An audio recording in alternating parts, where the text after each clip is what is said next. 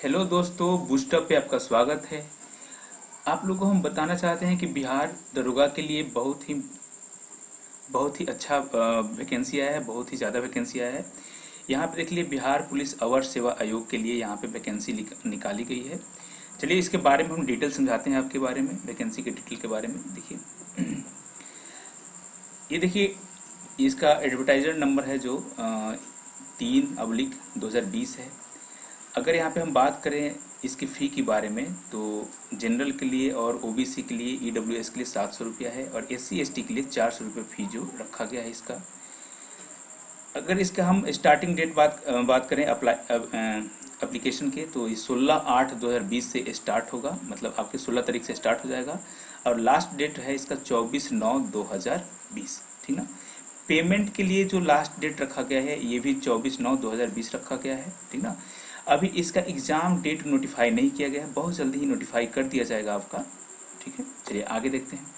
यहाँ पे समझिए, अगर हम एज की बात करें तो मिनिमम एज जो दिया गया है ये 20 वर्ष है और मैक्सिमम मेल के लिए है 37 वर्ष और मैक्सिमम एज फीमेल के लिए है 40 वर्ष। क्लियर है यहाँ तक। देखिए अगर वैकेंसी टोटल बात करें हम कितनी वैकेंसी दिया गया तो 2213 पोस्टों के लिए यहाँ पे बम्पर वैकेंसी निकाली गई है, जिसमें सब इंस्पेक्टर का 1998 सीट है और सार्जेंट के लिए 215 सीट दिया गया है, ठीक है। अगर यहाँ पे हम कैटेगरी वाइज बात करें तो जनरल के लिए सब इंस्पेक्टर में 724 सीट है, ओबीसी में 280 सीट है, ईबीएस का 387 सीट है और फीमेल की बात करें यहाँ पे बीसी में तो 58 सीट दिया गया है, ईडब्ल्यूएस में 199 सीट दिया गया है, एससी के लिए 333 सीट है और एसटी के लिए 17 सीट है। टोटल मिलाकर ये हो जा रहा है 1998 सीट। क्लियर है। यहाँ देखिए सार्जेंट के लिए जनरल में 86 पोस्ट है, बीसी के लिए 26 है, ईबीसी के लिए 39 है और फीमेल की बात करें यहाँ पे बीसी में तो ये 7 है, ईडब्ल्यूएस में 21 है और एसएससी के लिए यहाँ पे 34 दिया गया है, एसटी के लिए 2 है और इसमें टोटल जो सार्जेंट का पोस्ट है ये टोटल मिलाकर 215 पोस्टों के लिए वैकेंसी निकाली गई है। आगे अगर हम फिजिकल एबिलिटी की बात करें इसका तो मेल के लिए जो फिजिकल एबिलिटी है ओबीसी के लिए और जनरल के लिए ये हाइट 165 सेंटीमीटर होना चाहिए और ईबीसी एससी एसटी के लिए 160 सेंटीमीटर रिक्वायर्ड है।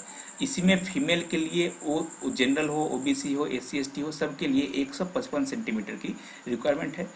अगर हम चेस्ट की बात करें तो जनरल ओबीसी के लिए 81 से 86 सेंटीमीटर चेस्ट होना चाहिए नॉर्मल में और एससी एसटी के लिए 79 to 84 सेंटीमीटर होना चाहिए।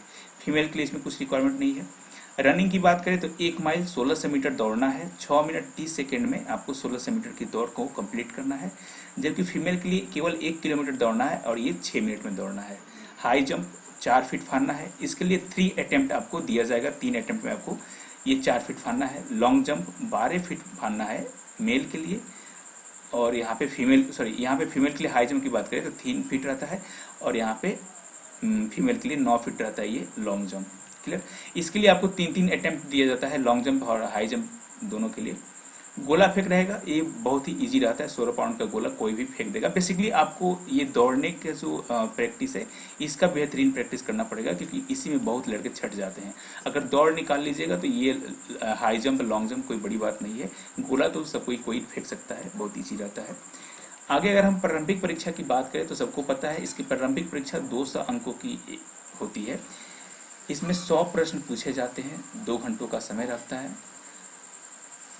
30% से कम प्राप्त करने वाले को अभ्यर्थी को असफल घोषित कर दिया जाता है, लेकिन ये क्राइटेरिया नहीं है। यहाँ पे देखिएगा पिछले साल के लिए आपको 125 गया था कट ऑफ ओबीसी के लिए और जनरल के लिए 130 था, इतना था। मतलब समझिए कि इसी के आसपास अब की बार भी कट ऑफ रहेगा, मतलब 130 5 बढ़ जाएगा, 130 ओबीसी के लिए रहेगा। ये क्वेश्चन पेपर के अनुसार से आपका डिसाइड होता है कि क्वेश्चन के कैसा लेवल है, उस अनुसार से आपका कट ऑफ डिसाइड होता है। लेकिन पिछला साल का कट ऑफ ये जनरल के लिए था 125.5 था और जनरल के लिए 130 था, तो उसी हिसाब से आप अनुमान लगा लीजिए। यहाँ पे देखिए 20 गुना जो है सफल विद्यार्थियों का चयन किया जाता है पीटी में। मेंस की परीक्षा को लिखने के लिए 20 गुना, जितना भी वैकेंसी है उसका 20 गुना वैकेंसी आपको, जैसे मान लेते हैं कि 2000 अगर वैकेंसी निकला हुआ है तो 2000 का 20 गुना आप कर लीजिए, कितना हो जाएगा, 40,000 लगभग हो जाएगा। तो ये 40,000 आपको अभ्यर्थी को बुलाया जाएगा। 40,000 से ज़्यादा ही लिया जाता है, 50,000 तक करीब लिया जाता है। चलिए अगर हम बात करें इसके मुख्य परीक्षा के लिए, तो मुख्य परीक्षा 200 अंकों का होता है, 2 घंटों का समय रहता है। इसमें 100 प्रश्न होता है, ये आपका जीके जीएस का रहता है। और मुख्य परीक्षा में 100 अंक होता है, हिंदी के लिए भी होता है, जिसमें आपको 2 घंटों का समय इसमें भी मिलता है। दोनों चरणों में परीक्षा में गलत उत्तर के लिए 0.2 अंक काट लिया जाता है, मतलब एक क्वेश्चन गलती कीजिएगा तो 0.2 अंक कट जाएगा। यहाँ पे देखिए, मुख्य लिखित परीक्षा के आधार पर 6 गुना अभ्यर्थी को, अगर मुख्य परीक्षा देते हैं तो उसमें क्या होता है कि जो भी आपके स्टूडेंट हैं उसके 6 गुना अभ्यर्थियों को चयन किया जाता है शारीरिक दक्षता के लिए, मेधा सूची बनाने के लिए, मतलब फिजिकल एबिलिटी के लिए आपको 6 गुना अभ्यर्थी जो भी पास होंगे मुख्य परीक्षा में, वहाँ से 6 गुना अभ्यर्थी को ये दक्षता के लिए, पीटी के लिए आपको वहाँ से लिया जाएगा। आगे अगर हम सिलेबस की बात करते हैं तो प्रारंभिक परीक्षा का सिलेबस सबको पता है, इसमें केवल आपको समान ज्ञान रहता है। लेकिन पिछला साल आप लोग देखे होंगे कि 5 मैथ पूछ दिया था, तो आप लेकर चलिए कि अब की बार भी 5 मैथ, कभी 5 रीजनिंग भी डाल सकता है।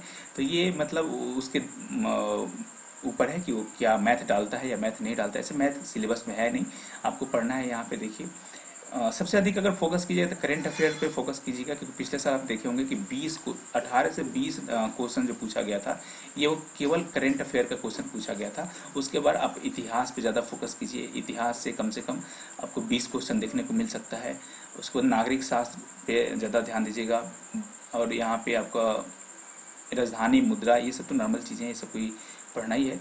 लेकिन आपको मेन है कि इतिहास, भूगोल, नागरिक शास्त्र पे ज़्यादा ध्यान देना पड़ेगा। बेसिकली करेंट अफेयर को आपको अच्छा से पढ़ना होगा। जो भी देखिए करेंट अफेयर के लिए क्या है कि आप पिछला जो भी एग्जाम हो रहा है ना, उस पिछला 6 मंथ का करेंट अफेयर को आप अच्छा तरीका से हर मंथ वाइज करेंट अफेयर को अच्छा से पढ़ लीजिए। आप कुछ भी पढ़ सकते हैं, आप पीडी पढ़ लीजिए, या बहुत सारे मार्केट में अवेलेबल है, कहीं से उठाइए, 6 मंथ का करेंट अफेयर पढ़ लीजिए अच्छा से। बस देखिए एक करेंट अफेयर मत पढ़िए, 2-3 बुक पढ़ लीजिए करेंट अफेयर। हो सकता है कि एक में कुछ अगर छूट जाता है तो दूसरे में वो कंप्लीट हो जाएगा। आगे देखिए, अगर हम मुख्य परीक्षा के सिलेबस की बात करें तो सामान्य हिंदी रहता है। अब हिंदी आपको पढ़ना पड़ेगा, इसमें गद्यांश रहता है, कारक होता है, उपसर्ग, प्रत्यय, वाक्य सुधार रहता है, पर्यायवाची शब्द रहता है, विलोम शब्द रहता है, वर्तनी रहता है, मतलब वही त्रुटि रहता है, एरर रहता है, रिक्त स्थान रहता है, मुहावरे पूछा जाता है, लोकोक्तियाँ रहता है, अनेक शब्दों के लिए एक शब्द रहता है, संधि रहता है, वाक्यों में त्रुटि, समास, स्त्रीलिंग और पुल्लिंग पूछा जाता है। समान अध्ययन की बात करें तो इतिहास रहेगा, नागरिक रहेगा, वर्तमान में घटनाएं, ये बहुत ही इंपॉर्टेंट है, ये पीटी के लिए भी इंपॉर्टेंट है और मेंस के लिए भी इंपॉर्टेंट है। तो वर्तमान में घटनाएं मतलब करेंट अफेयर को आपको अच्छा से ध्यान देना पड़ेगा। करेंट अफेयर दोनों के लिए आपको अच्छा से, अगर एक बार तैयार कीजिएगा तो मेंस के लिए भी हो जाएगा। अब पीटी जो होता है उसके बाद आपको 1 महीना के लिए टाइम मिलता है, 1.5 महीना का लगभग मेंस के लिए। उसके बाद आपको 40 दिन का टाइम देता है लगभग फिजिकल के लिए। उसके बाद आपको भूगोल पढ़ना पड़ेगा, फिर अर्थव्यवस्था को पढ़ना होगा।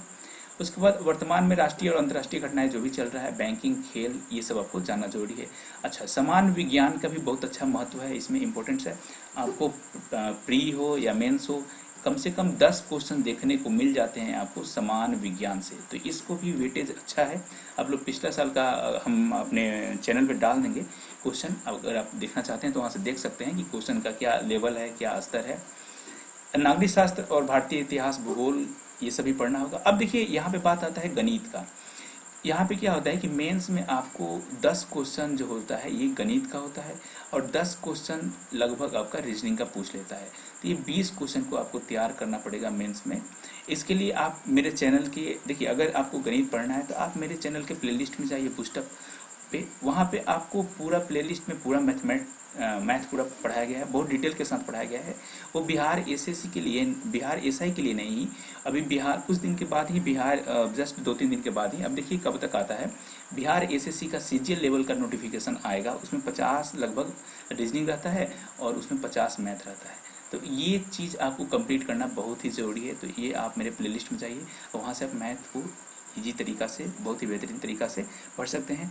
और प्लेलिस्ट में आपको जीके जीएस भी मिल जाएगा, अभी विविध चल रहा है, वहाँ से विविध वाले नॉलेज आप लोग ले सकते हैं। क्लियर है? चलिए, अगर वीडियो अच्छी लगी हो तो वीडियो को लाइक करें, अधिक से अधिक शेयर करें। धन्यवाद।